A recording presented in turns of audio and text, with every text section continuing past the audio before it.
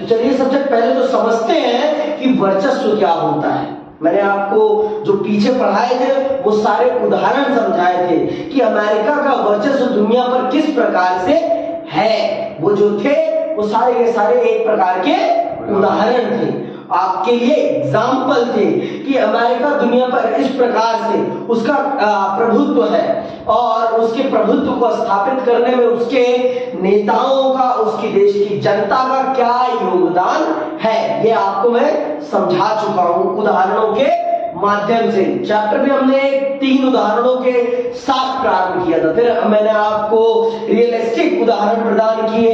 अब मैं चल रहा हूं वो जो शुरू में मैंने आपको 3 उदाहरण दिए थे, उन तीनों उदाहरणों को विस्तार से समझाऊंगा कि वो 3 उदाहरण क्या समझाने का आपको प्रयास कर रहे थे। सबसे पहले मैं आज आपको समझा देता हूं वर्चस्व क्या होता है और क्या इसका अर्थ है, क्या इसका अर्थ है। तो आइए इसको विस्तार से समझते हैं और जानते हैं कि वर्चस्व क्या होता है। वर्चस्व क्या होता है आपको मैं पहले ही बता चुका हूं कि अमेरिका का नाम ही अमेरिका के वर्चस्व को बताने के लिए काफी है। अमेरिका का नाम ही अमेरिका के वर्चस्व को बताने के लिए काफी है। उसका नाम ये बताता है कि वो एक वर्चस्वशाली राष्ट्र है, एक वर्चस्वशाली राष्ट्र है। जो दो महाद्वीपों का नाम है, उस नाम से जाना कौन जाता है? एक देश, एक देश।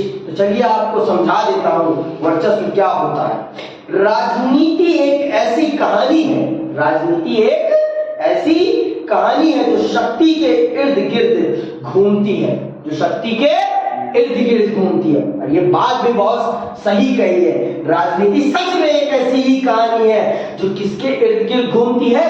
शक्ति के इर्द गिर्द। इसको शक्ति ही चाहिए, इसके अलावा इसको कुछ नहीं चाहिए। जिसके पास शक्ति है उसी के पास पूरी दुनिया है। सौरमंडल में भी, आपके सौरमंडल में भी, सोलर सिस्टम में भी सारे ग्रह किसके इर्द गिर्द घूमते हैं? सूरज के इर्द गिर्द। क्यों? क्योंकि सूरज के पास क्या है? सूरज के पास शक्ति है। तो इन जीवन में भी, हमारे घर में भी हम उसी के इर्द गिर्द घूमते हैं जिसके पास आर्थिक ताकत होती है, जिसके पास सैनिक ताकत होती है, जिसके पास बौद्धिक ताकत होती है। तो इसी प्रकार से विश्व जगत में भी दुनिया उसी को फॉलो करती है जिसके पास ताकत है, जिसके पास ताकत है। समझ में आई बात कि ताकत का संबंध है राजनीति से। राजनीति में जिसके पास ताकत होगी उसी के पास सारे के सारे अधिकार होंगे। अब बताओ भाई, केंद्र सरकार में ताकत किसके पास है? नरेंद्र मोदी जी के पास है। तो पूरी का पूरा मंत्रिमंडल, पूरा का पूरा देश उन्हीं के इर्द गिर्द घूमता है। उनको छोटी सी समस्या या वो कुछ भी छोटा सा काम करते हैं उसका पूरे देश पर प्रभाव पड़ता है। वो अगर एक दिन के लिए बीमार पड़ेंगे तब भी उनका बीमार पड़ना भी क्या बन जाएगा? समाचार बन जाएगा। उनका बीमार पड़ना भी समाचार बन जाएगा।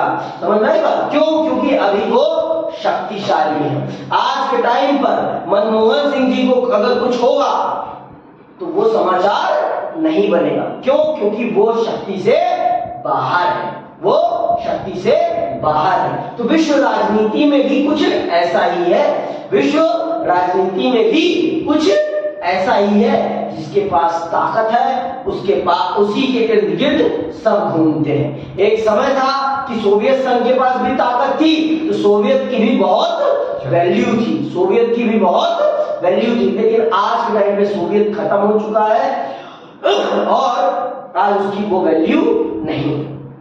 समझ में आई बात? आगे सुनो। किसी भी आम आदमी की तरह हर समूह भी ताकत पाना और कायम रखना चाहता है। हर व्यक्ति ताकत पाना और कायम रखना चाहता है, क्योंकि ताकत एक ऐसी चीज है कि अगर आपके पास रहेगी तो दुनिया आपके अनुसार चलेगी, दुनिया आपके अनुसार चलेगी। समझ में आई बात? आगे सुनो।